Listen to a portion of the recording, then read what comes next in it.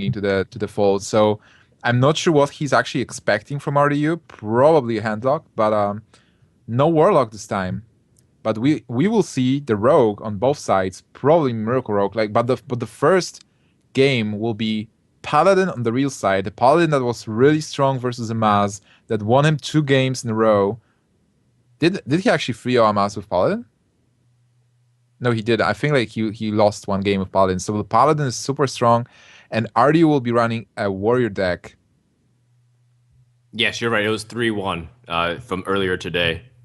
I'm actually, by the way, enamored by the drawings with Realz and RDU, and it seems like RDU does not want to fight, but Realz is very intent on killing him.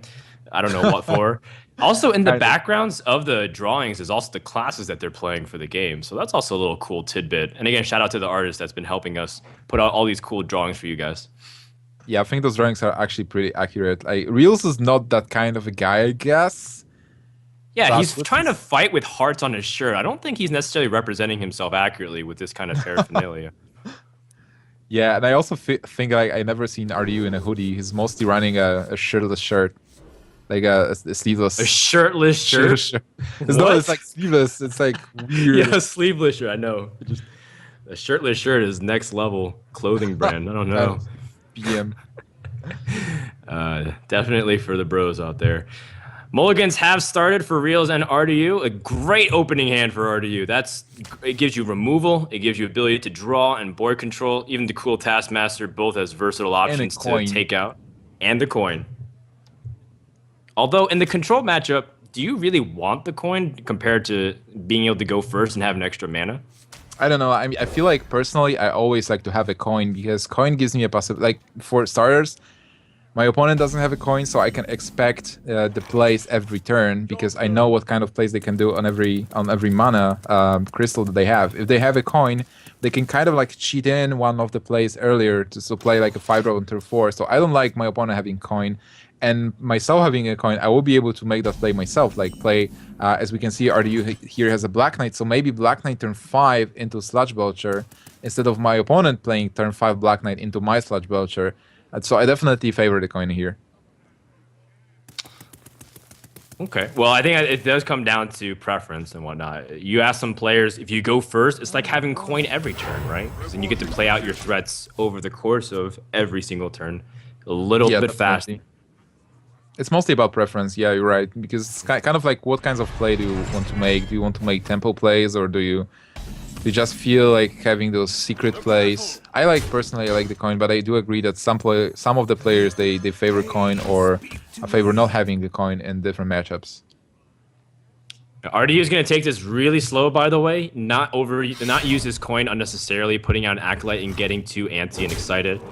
He's going to take it so that way Acolyte can almost get immediate value. If you have something with the Taskmaster, then you're almost certain to draw 2 cards, which is very important in this early game stage.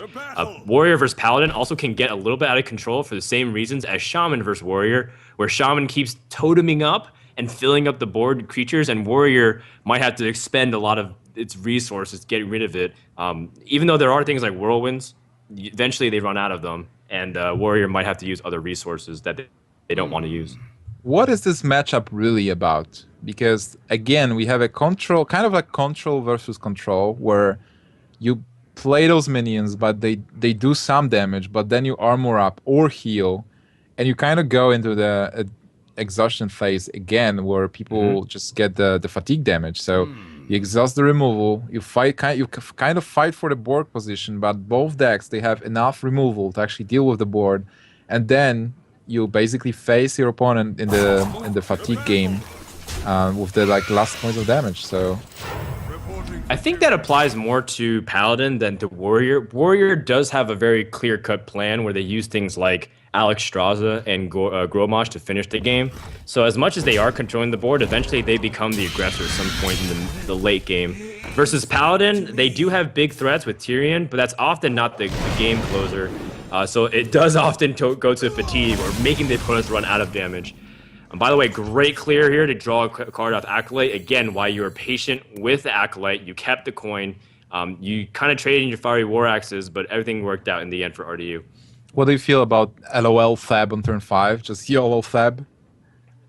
I don't know. I don't know about dropping Lotheb on turn 5, but what else are you going to do? Are you going to hero power into the Acolyte? I mean, Realz has done plays like that to try to play into fatigue late stages of the game, but that might be a little bit too meta considering that Control Warrior is much more aggressive by nature than a Control Priest. Yeah, I agree that you have to play Lothep here, being the card. You're kind of forced. Like, you probably would just want to keep Lothep for the key turn, but then just shutting your opponent for one turn and having a solid 5-5 on board is just too good to pass, like, as opposed to not doing anything.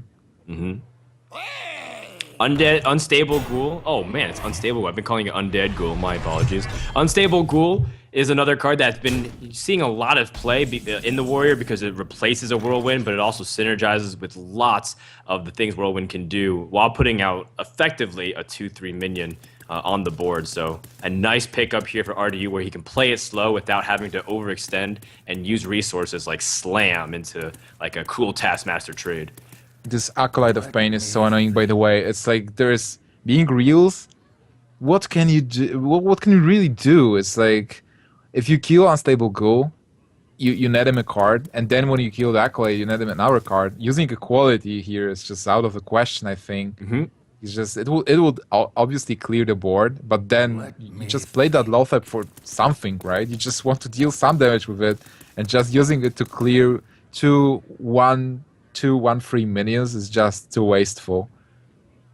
I think at this stage, if Acolyte's drawing cards, you just let him draw cards. And Control Paladin is usually one of the best. I mean, I'm trying to think if maybe Ramp Druid outscales it late game, and probably it does if it's like a pure Ramp Druid. But late game Paladin is often unmatched in power. So if you just make sure that you're in a good, healthy card count, as much as you want to deny him draw, a lot of times if you can just kind of continue to do your game, I don't think he's going to be in a bad position. I don't think you should attack this Acolyte whatsoever. Just let him draw into it. Oh yeah, definitely. But on the other hand, you just gave your opponent so many cards. He's just drawing so many removal cards here. So, and on your side, you don't have a good follow-up. Like, you just played your mid-range creatures. You probably want to keep Harrison Jones for a weapon, and then are you just going to play those equalities? And those small minions just spawn the board in here, and you probably don't want to use equality on cards like a Taskmaster. No way. I completely understand what you're saying. I think Realz just use the opportunity to seize tempo when he can. Cards like Gnomish Inventor is a good pickup. It's a nice pickup. I think so. You have things like Harrison Jones to swing tempo back in your favor anyways, and be able to seize the board, force things like Brawl, and then be able to truly build up the board. I guess you just ignore the 2/2 here. I mean, definitely play the Inventor to get a card. Probably Hero Power and Attack for 4 to just chip in the armor and life. Because as long as Warrior can actually armor up and use shield blocks to get some health back, Paladin still has a lot more healing potential. I wonder. See what Realz draws off this Gnomish Inventor. I don't think any other play was good. Harvest Golem here. Harvest Golem is excellent. Is he thinking about equality? No, he's not. He's thinking about following turns. What can his opponent do in his next few turns? He can Gore Howl. Is it wise to leave up the Cruel Taskmaster? Equality is it's one of those things where you don't use it there on just a Taskmaster. Absolutely. Do you think that he's also playing mind games against RDU? Just because RDU is also a very perceptive player. So being Realz, if you just hover over a card, that's useless. But you're kind of like giving a signal that, hey, this is a card I'm thinking to play. It's it's just mind gaming your opponent to thinking that you might have something that's tough for them, even though you have a really bad hand. Yeah, maybe he's holding on to a card that he knows his opponent likely has a counter to, like something like with Taunt, right? Maybe he feels like he's holding something like Sunwalker, and then that might bait RDU's like, well, maybe I hold on to Black Knight longer than I have to. I don't know. These are all the kinds of mind games where you ask the player after the series, and then they're like, well, I actually didn't pay attention to it, but just in case he does pay attention to this, I'm just doing it to mess with him a little bit. So people do definitely. That. This is a high-level game anyway. This is a very high-level matchup against one of the best players in the world. By the So way, definitely. Paladin is one of the best classes to deal with something like Spectre Knight because of the battle cries of Aldor Although Peacekeeper. Peacekeeper, so good There's versus Spectre usually Knight. no good way to deal with it unless you have a weapon or existing minions to trade through buffs and attacks. But Aldor Peacekeeper is one of these rare cases where you can deal with this mid-range creature very effectively. And the worst part is, you can't really silence your own Spectre Knight, so that way it becomes valuable again. So it's just a 1/6 sitting duck most of the time. Unless you have a Wailing Soul, which is coming next week again. And this actually turned the Spectral Knight into a real pacifist. A pacifist Spectral Knight. Yep. Kind of. A spectral peacekeeper. That's basically what he's gotten into. Now, RDU has a lot of tools at his disposal, but he's going to start things off again, playing it slow. And he wants to draw into things like Brawl, so that way he can continue to get good removal options. Not going to rush into it. It's not a board for something like Ragnaros. It's interesting he's going for a Shield Slam immediately, but he doesn't want his for his Armor Smith to die easily. It makes complete sense. I think like RDU is still in a very good position here. He has like 29 points of health effectively with armor. He has minions which are hard to remove, and he has a follow-up with those big creatures like Ragnaros, Alexstrasza, and Grommash. So it seems like for RDU there's a really clear path to winning this game, exactly as you said. And being Realz, what do you do to win? It's like, do you clear? Do you deal damage? What's your plan to win the game? It's like, personally, I don't play Paladin that much because it's so confusing and so counterintuitive compared to other decks like Hunter and aggro decks. But it works, apparently. It's like he's playing the Paladin, he's winning the games with it, and it's a pretty good deck as well. Wait, did you play Paladin in WEC, or is that all of the rest of Cloud9?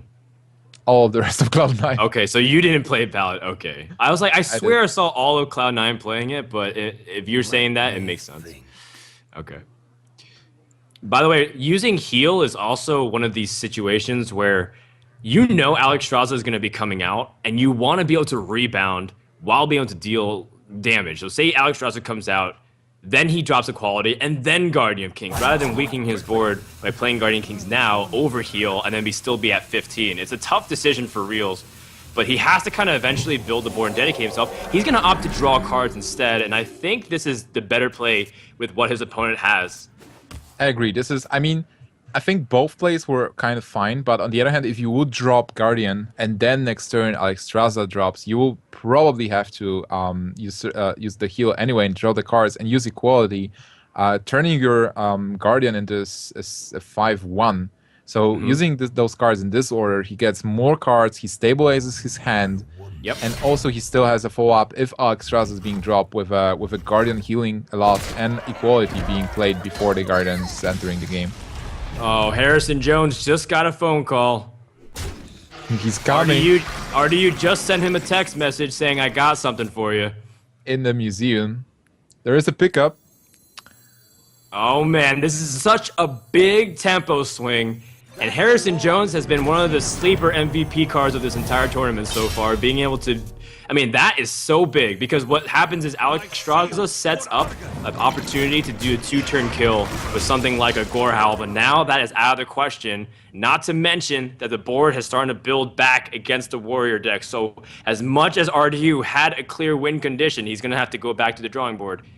And this is the strength of the Paladin. He's topped up his health, and now RDU is going for Alexstrasza, but Realz is just ready for it.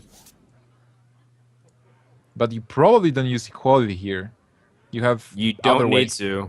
You can just humility, like Alexstrasza having so much humility. And again, Realz in the back of his mind, kind of wondering, well, how do I do this without overextending into something like Brawl? Guardian of Kings is playing into that, but the board is pretty strong if you do so. You probably can Tyrion here. Because at least you will get a token, you might get a weapon. I mean, Tyrion is kind of weird because you play Tyrion and then Alexstrasza will be able to just pop the shield. But on the other hand, it's a 6/6, and if there is a brawl coming, you will still get the weapon. And right now, we are staring at 6, 8, 24, 14, like 18 points of damage. So RDU is getting pretty low. Yep, and you know the True Silver sets up lethal anyways. Just look at that burst, but it's also because of the setup that the Warrior has allowed, and now RDU is potentially on his last turn. He needs something big in order to control the He needs damage that at the brawl. moment. And he doesn't get a brawl. And he has no Fiery way to War actually Axe. throw into it. Well, the good news is that Realz only has 4 damage with the weapon, so if he goes for a board clear, RDU will be able to survive, and I think...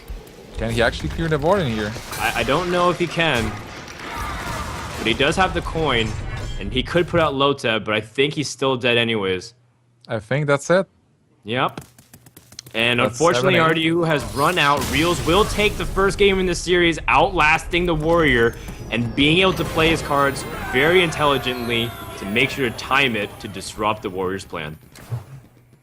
I just can't wrap my head around Paladin. Like, this deck is so weird. It's it seems like there's no clear win condition, but you're just you have so much removal. You have those sticky minions, and you capitalize on their powers.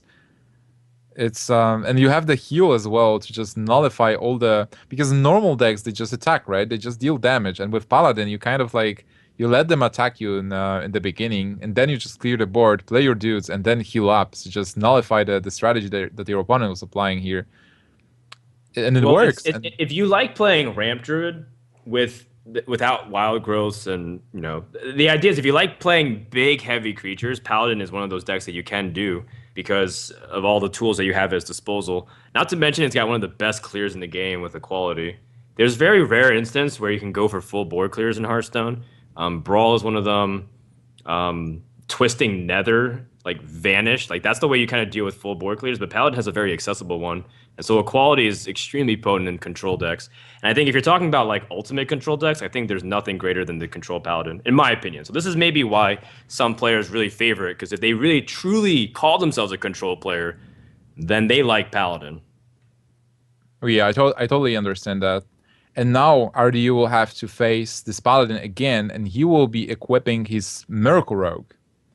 And his Miracle Rogue is basically a standard Miracle Rogue. He has Assassin's Blade, same as Reynad, and same as Sixo.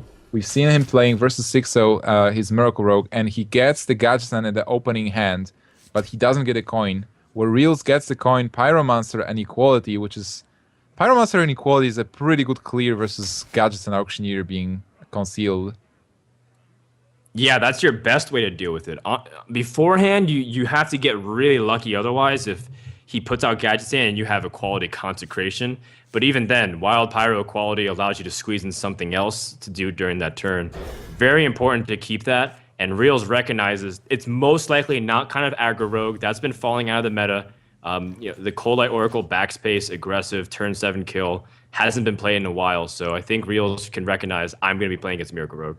Isn't this matchup just terrible for Miracle Rogue?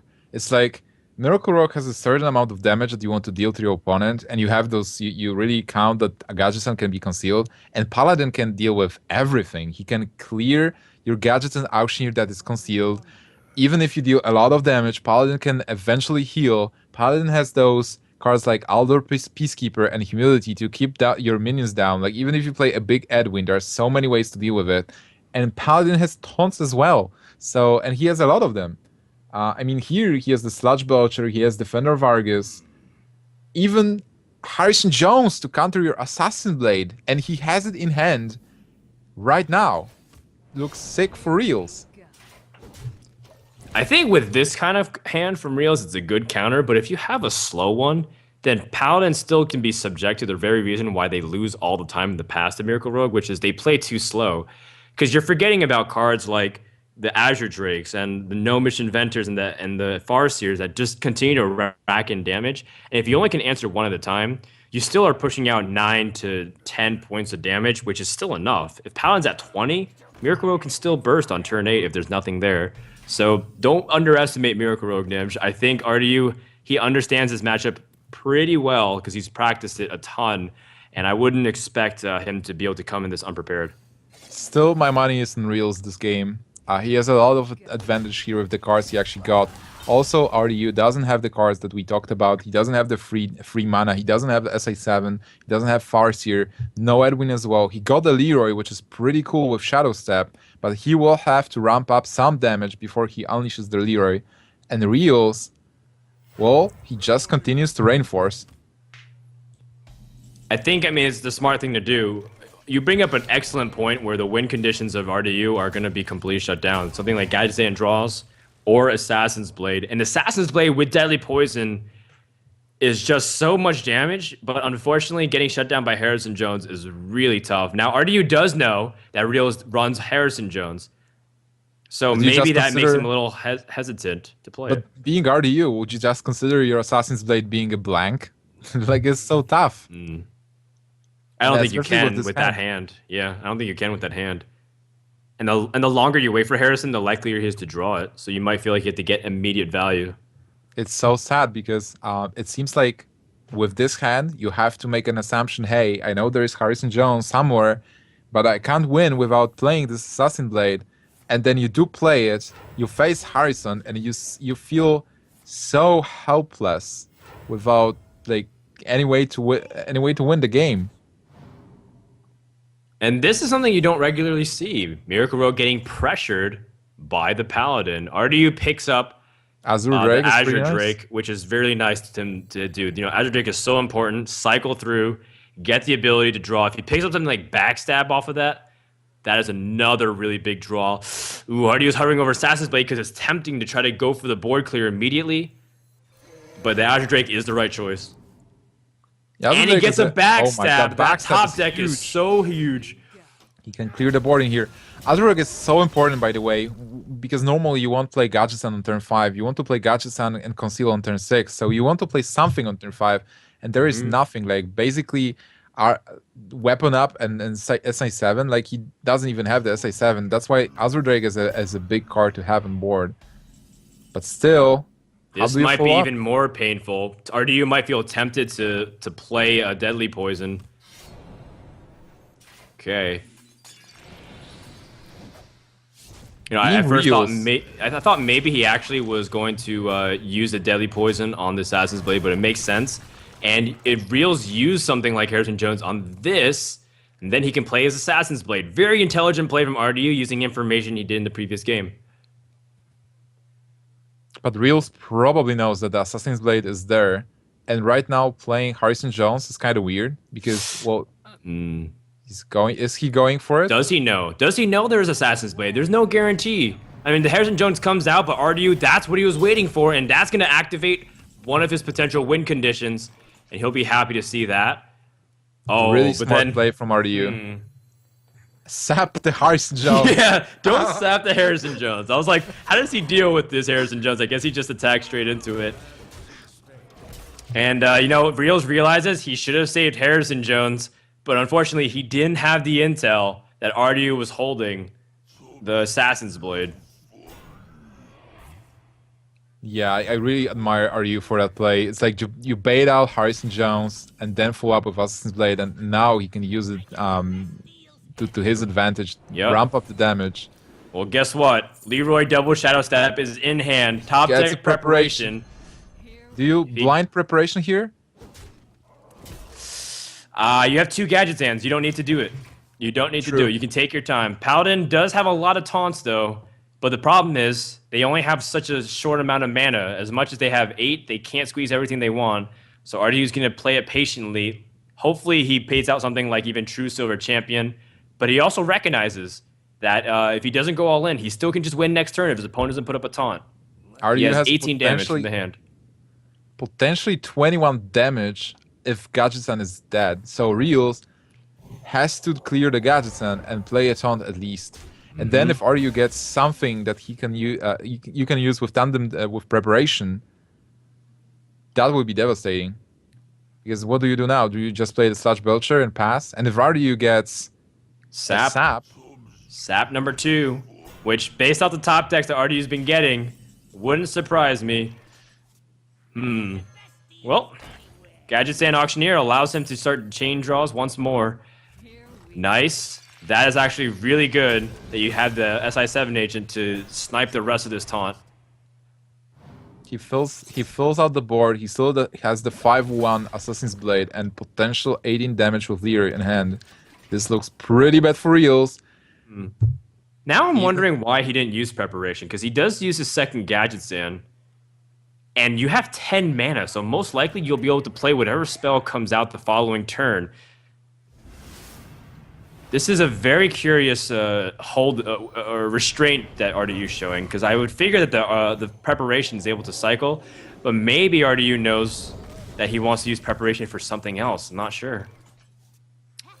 Wait, is it? How much health does he have? 25? No, 25. he has 23 Okay. damage. So he was 2 damage of lethal. Kind 2 of. damage. All right, RDU playing showing pace? restraint again. He's not Nice. playing second farce here. Interesting. Well, because this damage is more than enough to cover for the lethal next turn, so he doesn't want to overextend, but at the same time put enough pressure and recognize that if he has something like True Silver, he still ends the game. 23 points of damage just out of nowhere. This is insane. Even if the small gnomish inventor is alive after this turn, that's it. Well, now RDU has to get Blade Flurry with double taunts. Yeah, Backstep is still nice, I guess. Let's see. He can't push through. The 4 health is just out of range. That is very annoying. But Paladin's running out of cards, even though he does have a lot of ways to heal. Yeah, he has Lay on Hands, which will be pretty good. All right, well, back over to Realz, who can go up to full health and start controlling the board. It's like you mentioned, Nimsh, if you keep getting these really big minions and heals. Oh my Speaking god, of big minions, Tyrion forward ring has arrived. And once Sap is out, can RDU get a Sap? His hand doesn't look that good right now. That was an important top deck for Realz to stay in this Oh game. my god, he Second gets a Sap. Is that it? 22 damage. Oh my god, he's 3 damage of lethal. And he can't use the sap right now, but this sap is super important because he will be able to set up the lethal next turn, I guess. Or not really, because the Realz will be healing using Lay on Hands. Yeah, he has to pass. This sap, he can't use it now just to squeeze in damage greedily. But he also knows that he is going to be limited because you're just like you mentioned, there is a limited amount of damage Miracle Road can do if you just kind of put yourself out of range. Realz is going to use this opportunity to build a board and strike back and potentially end the game too. Depends on how the next couple of turns pan out. This is so sick, Frodon. He was almost there. He was like 2 damage off lethal. He had the combos. No Blade Flurry, but this is too late. Even with the Mind Blade Flurry Games. was 2 cards too late. What do you even do? Like, you just pass. He waits. I guess now you use Lay on Hands. Or can you just win? Wait, did you win here? No, he doesn't have enough damage. He's got 11 on board plus the 2 on the consecration, so it's 3 damage. I would definitely think Lay on Hands here is important. You want to heal yourself up as much as possible, not to mention you draw into other ways to potentially end the game in the next turn if your opponent Lay on Hands here. Like, how is Ro going to kill you? You're like 30 health, you have a taunt. Like, even if there is a sap, like, there is no possibility to deal 30 points of damage from the empty board with 10 points of mana using sap, so it's like 8 points of mana. RDU is going down this game.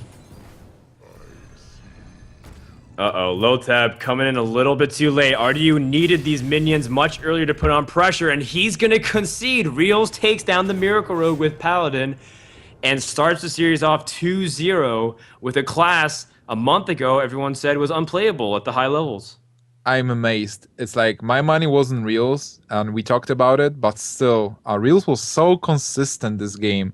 He consistently stopped RDU from killing him with the heals, with the clears, with the taunts, with Tyrion. He put himself in a winning position and then like won in 2 free turns. And RDU, even though he had Leroy double Shadow Step, he had double Gadgets and Auctioneer, seemed like he almost had everything. He even had the Assassin's Blade with Deadly Poison on it. he wasn't able to plow through Paladin with all the defenses and all the heals. Yeah, I think a couple of things. I mean, he did get some of the top decks he needed to go for some clears, but he also needed a few other cards to kind of line up in order to get the position to win. And at the same time, to be kind of fair, I kind of criticized him for the preparation key, but it would have drawn it straight into the Gnomish Inventor, so it didn't actually do anything. Then again, the preparation did just sit in his hand as he was unable to do anything with it. Unfortunate that RDU is already down 0-2 if you're a fan of his play, but he is not out of it yet. He has a Shaman deck, which can match up against Paladin. I would say this is pretty even, depends on how the things go, but the later the game progresses, the more favored I feel like Paladin is. Also, the Shaman list that RDU is running is pretty standard. He has Lava Burst, which might be important for an extra push of damage. He is running Lothep, but other than that, he's a standard list with Doomhammer, Alakir, both the Rattle Spiders. And he's getting a coin this time. You're just a fan of the coin no matter what, huh? Yeah, I love it. It's so good. You can play Leper Gnome and coin into a Leper Gnome. Leper... Best play ever. I can't argue with that logic, I guess. Right? Well, you can coin into 2 web spinners, put our favorite cards to the test. Exactly. You'll be a fan of the coin as well. You'll see.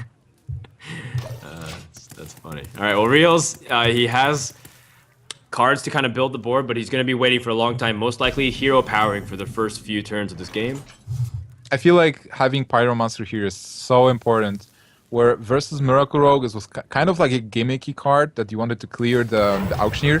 Here versus Shaman, if Shaman overextends and he puts like 4 minions on the board, you will be able to clear effectively with Pyromancer. He also gets the equality, which is pretty good. On the other hand, RDU has all the small minions. Does he? Yeah, he has like Haunted Creeper on turn 2, which is pretty great. Also, a very good card to actually trade with those small 1/1 dudes. He has Unbound Elemental. He has a follow-up of Defender of Argus, so his hand looks pretty nice. He can even coin Azure Drake on turn 4 if he wants to. Which most likely will be the play once True Silver gets pushed out, or even maybe not. If you see True Silver being pushed out, you maybe not want to lose to Drake for free. Did he just top deck this True Silver, or did he have it? He had it. He had it. He had it, okay. It was, I think, the second or third card he drew. This is one of the best counters, by the way, to the Unbound Elemental played on free. Yeah, I was thinking about coin into the Drake, but I think Defender of Argus gets immediate value. You force the True Silver to attack, and then you play Drake. Very nice follow-up, and a great curve for RDU. He's even picked up Doomhammer, one of these cards that can be really good at cleaning up a lot of the smaller minions that has completely shored up the matchups for Paladin. Oh man, he has so much burst potential with Doomhammer, Rogue Biter, and that Lava Burst. It's so much damage coming into the way, and he had a good curve as well, so he will be an aggressor in this game. Realz is just defending.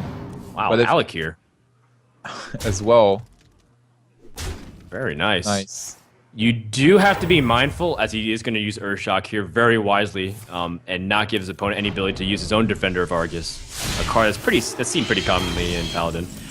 I like the idea of being really cautious, too, of loading the board as Shaman, because you are aware of equality consecration combos.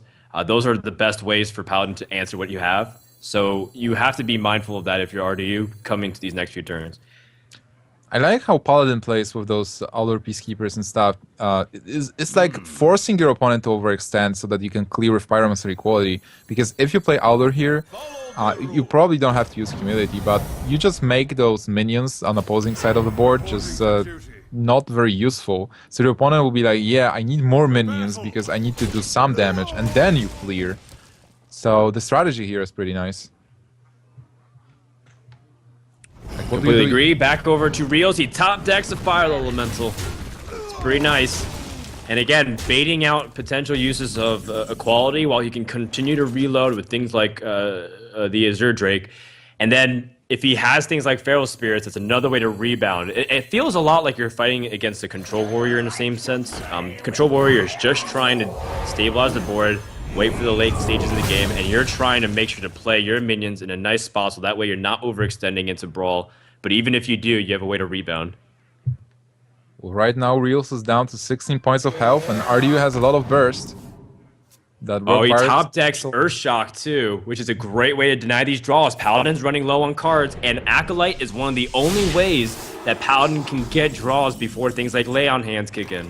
On the other hand, this is the second Airshock, and Realz has a Tyrion. But do you play Tyrion here? You haven't seen a single hex.